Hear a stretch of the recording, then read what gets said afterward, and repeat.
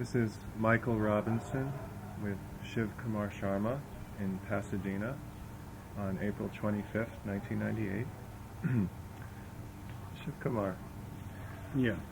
just recently I came across a very interesting passage in a book that was published in the 1800s. I see. And Uh-huh. it has something pertaining to the times that ragas are performed, which I have never heard before. Mhm. So I wanted to ask you if this is something you've heard of or agree with or perhaps have a different approach to.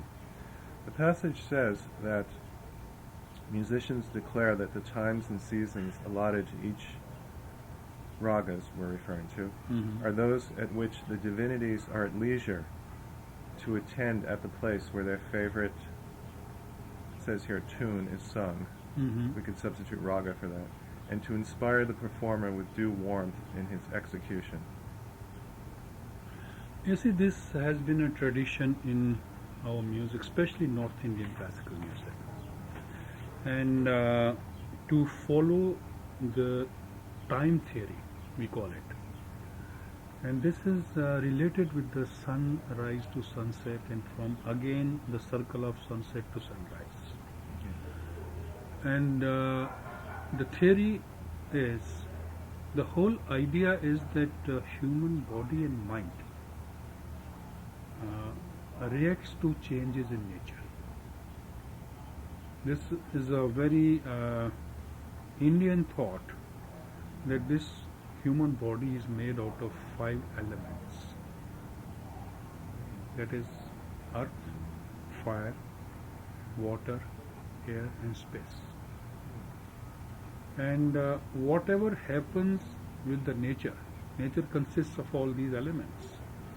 And that reacts on our body and mind. For example, when we see a rising sun, the kind of feelings that we experience while watching a rising sun, or before that, when it's getting, the colors are changing and the darkness is going away, the kind of feeling that it invokes in you is totally different from a full moon night or at noon time. Are these feelings more intense in Yeah. the country than in the city? It depends on the environment also. Of course. Because earlier music was not performed in the auditoriums. In the Indian classical music traditions, music started from Vedic age, more than 3,000 years ago, more than that. And it was outdoor. And especially music was used as a source of meditation, not as an entertainment. And For both the performer and the listener. yes, it became a performing art later on, but originally it was very spiritual. Right. It was used for meditation. It was used for taking a person inward, Right. to calm down, to relax, Right. to be centered at one focal point. So that was the origin of this music. It started with the singing of Vedic hymns and all that. So coming back to this time theory, this is an established fact that in 24 hours cycle of day and night, you go through different emotions. If it is warm and it's different. If it is raining, you feel different. So what has been done in our music, musicologists combined such phrases of notes which go along with the time cycle, which enhances what is there in the nature. I see. Because the music was performed in outdoor, so you can feel the change. I see. Now, recently I was listening to Rag Marwa, Uh-huh. a different performance. Unfortunately, I don't have your recording of that right now. I plan to get. And I had the feeling that somehow the melodies of this rag, I had a feeling of falling, of something fading. And I thought, Mhm. oh my God, could this possibly be the sunset? Yes. Is that? Yes, Sure. and Right. there are ragas of this type. Before sunset and after sunset, we call them twilight melodies. Right. And there is a difference in morning twilight and evening twilight. When the sun is about to come, it's a different kind of feeling. When if it is gone, the day is over, it's a different kind of feeling. So what you're saying here is that it's something that's very close to the cycles of nature, Yes. but not specifically gods, as is implied here, where they're talking about divinities. Uh-huh. Or am I misinterpreting the In passage? that sense, when we talk about divinity, this music is connected with that. Music is connected with that, but what I'm talking is that is nature. Nature, And I see. Of course, nature comes from. Yes, I it's see. it's interrelated. I see.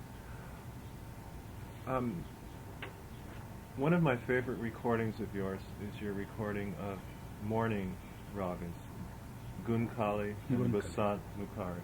Yes. Now, one thing I noticed immediately with Gunkali is a very beautiful tempura pattern. Is this something you composed yourself? Is this something you learned? I've never heard this pattern before. Maybe it's my lack of experience. The In rag this Gunkali? rag. Yeah, Yeah. it goes ma, pa, da, sa, and back to da. Very beautiful.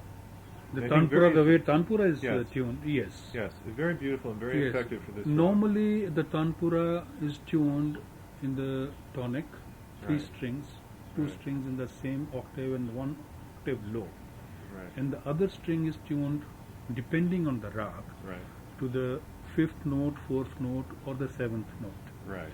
But I have experimented in this rag. Ah, Sometimes, if you tune the tanpura according to the most prominent phrase of that rag, let's see. so as soon as the tanpura is played, you get into that mood of that rag. Yes, it's breathtaking. It's so appropriate. So this is your invention.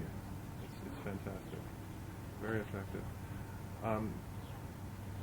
To talk in general terms about Gunkali and Basant Mukari, my overall sensation as to the rasa, Mhm. or Gunkali, is one of love, Mhm. either for God or for a woman.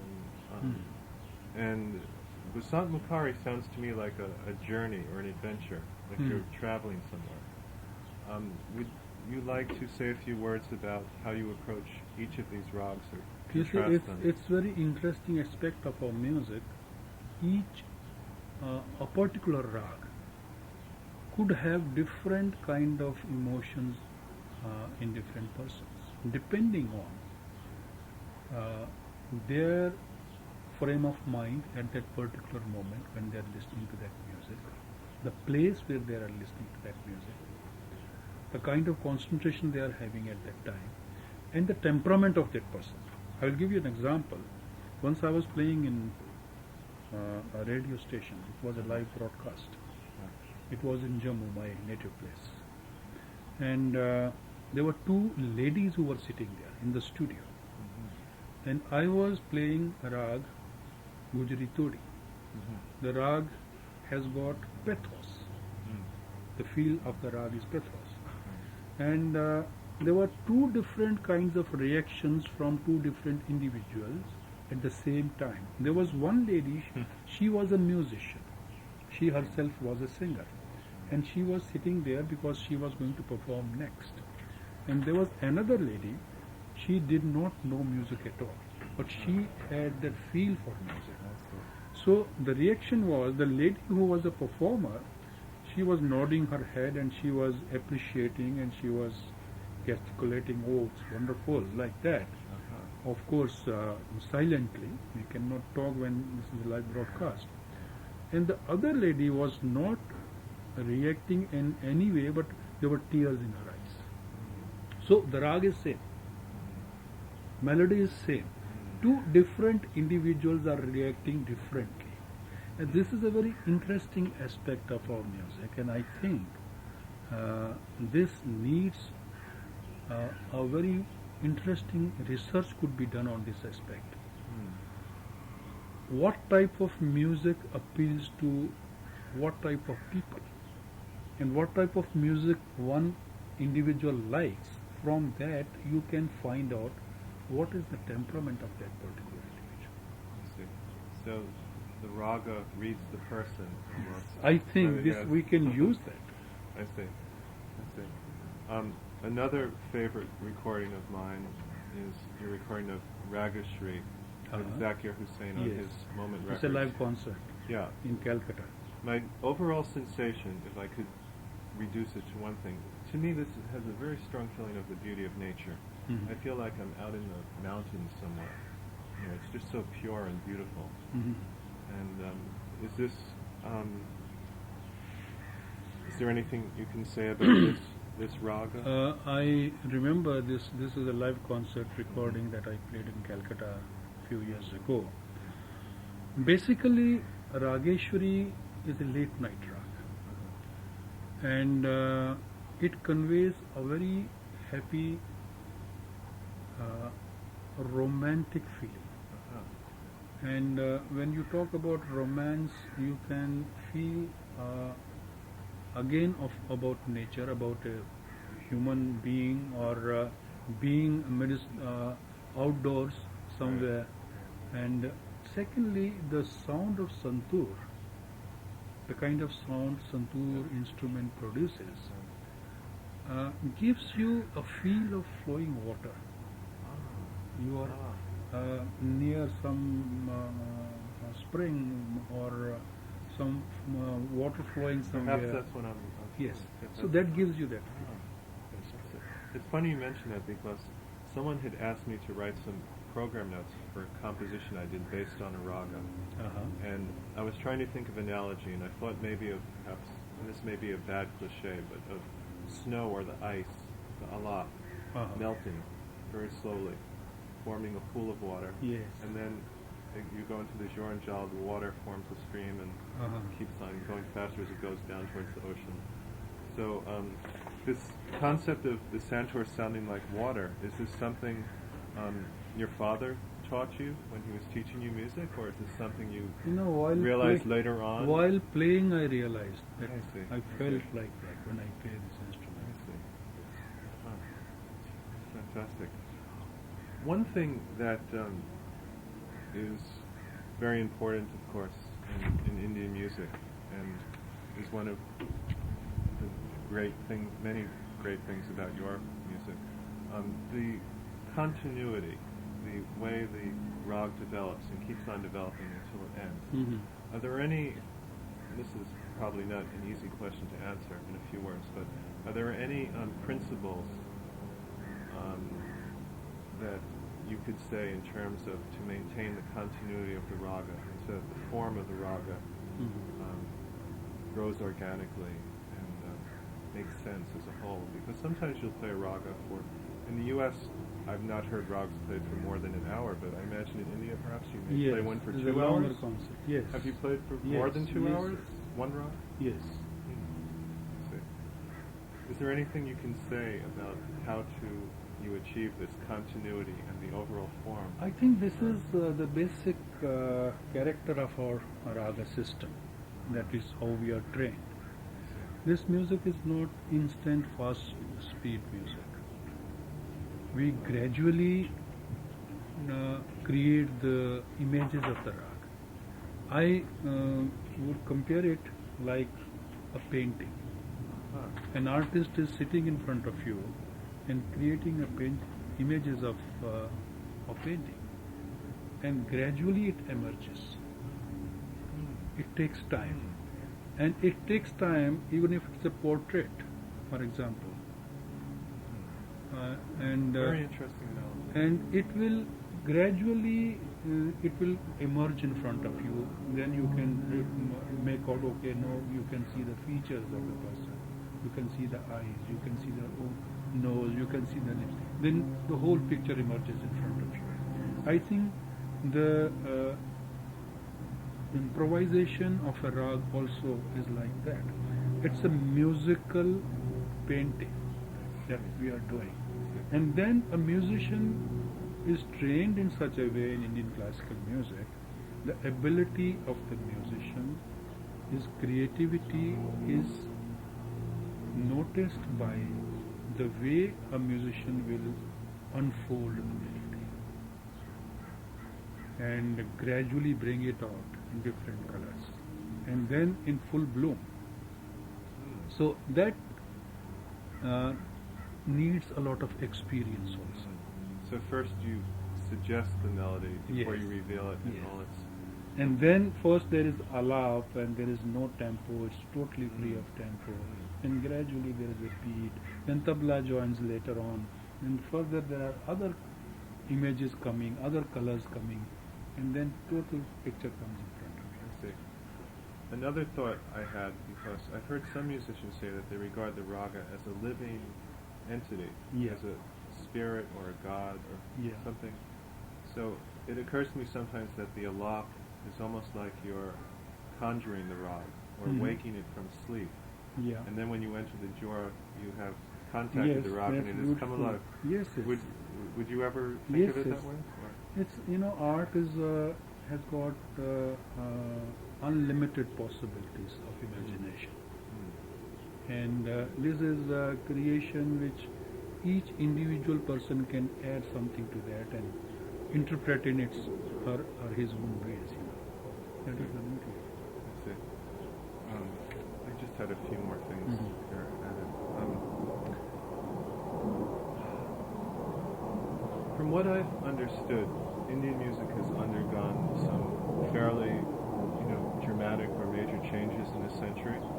And one of my favorite musicians, who I seem to appreciate more the more I learn, is Pandit Ravi Shankar. And what I've understood is that some of the innovations he brought was to, for one thing, allow the tabla player greater prominence, and perhaps also in his playing, more of an emphasis on pure rhythm, even though it's a melodic instrument. Perhaps this is something he got from his guru, because I heard a rare recording of his guru, and it was very rhythmical playing on the Yes. throat. And of course, when you go into a faster tempo, you have fantastic rhythm. In fact, if you allow me to compliment you here, I've never heard a sense of time which seems so perfect to me. When you're just playing by yourself without a tabla, the time, I've never heard it sound so perfect. So, but to get back to my question, has Pandit Ravi Shankar been an influence on you, or is this just something which is happening in the world? Of course, he's older than you, of course, different generation. Let me tell you, Pandit Ravi Shankar is a musician who has totally given a new interpretation to the presentation of instrumental music. As you were saying, he was probably the first person, I would use this word, that who had this generosity and courage to give so much importance to a tabla player, because he is par excellence as far as the rhythmic patterns are concerned, as far as the intricacies of different rhythmic cycles, like 9 beats, 13 beats, 15 beats, which were not earlier used, mostly by the instrumentalists. And he did that, although they were vocalists doing that. And there were Dhrupad singers who were singing in different rhythmic cycles, but not the instrumentalists. And Pandit Ravi Shankar ji did all that. Now, as far as my thing is concerned, he is my senior. Yes. And I, in fact, when I was very young, I played tabla with him. Oh, you did? I didn't know Yes, that. Few times I played tabla with him. When he came for the first time to Jammu to perform for radio station, I was booked to accompany him on the tabla. I used to play tabla also. Right, I've heard that. Now, why and how I have done this? My father was a vocalist. My father was not an instrumentalist. I see. And he was a vocalist of Banaras tradition. He was a disciple of Pandit Bade Ram Das ji of Varanasi, who was a very, very respected musician, very learned musician. And he taught me santoor. And he used to sing in different odd rhythmic cycles, different type of compositions, taranas, which I learned from him, and I tried to reproduce same things on the santoor. At the same time, when I was very young, of course, I was exposed to the music of Pandit Ravi Shankar. Ustad were. Ali Akbar Khan, Uh-huh. Ustad Vilayat Khan, Alauddin Khan Sahib, his Guruji. Hearing them live. Yes, You I heard heard them all in these concert, musicians and many more other musicians. Right. So, what a musician does is, no, my instrument was totally different. Right. I was not playing sitar Right. and I was not playing sarod. Right. So you could not incorporate something from these artists, exactly on your instrument. Right. I had to create the character of my instrument on my own. What is suitable for this instrument? What goes well with this sound and the technique of santoor playing, which is totally different. Santoor is the only instrument, a stringed instrument, which is played with the mallets. Yes. There is no other instrument like that. And of course, I heard all beautiful music from these great masters. Right. And what inspired me from listening to these great masters, I, in my own way, tried to give it my own interpretation, how it could be used on the santoor. And that is what I am doing. And I am trying to balance. I don't give. Sometimes there are musicians who have got more, interest in the rhythmic Right.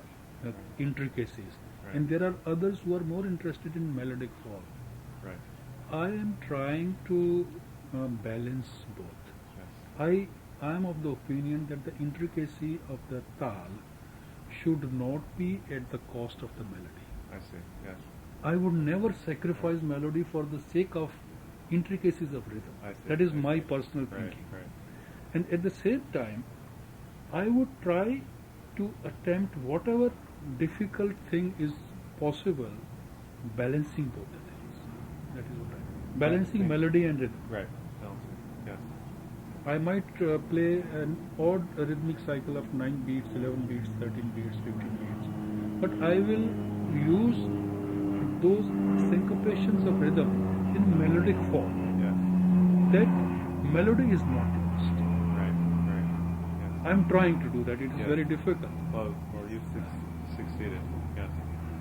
Perhaps we should wrap up. It's been about a half hour. This is wonderful. One personal question. Do you perform Dabari or J.J. Vanti?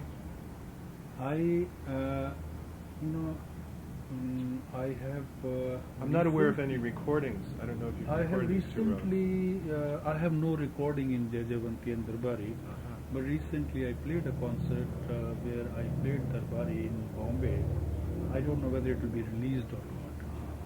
That depends on future. Because something. when I personally take an interest in a particular raga, I like to hear your interpretation. Okay, maybe because it's sometimes. definitive. Sometimes I think those would be very beautiful. I'll be able to. Yeah. I think a person can know hundreds of ragas theoretically, Right. but to play them practically and not just to play, as you said, to create that image of the rag in front of you as a human being, that requires a lifetime's concentration, riyaz, dedication, practice, and thinking. And then you can be able to grasp certain command over few ragas. I see. Right. It takes a lot of Right. Right. Okay. Okay. Thank you very much. Most welcome.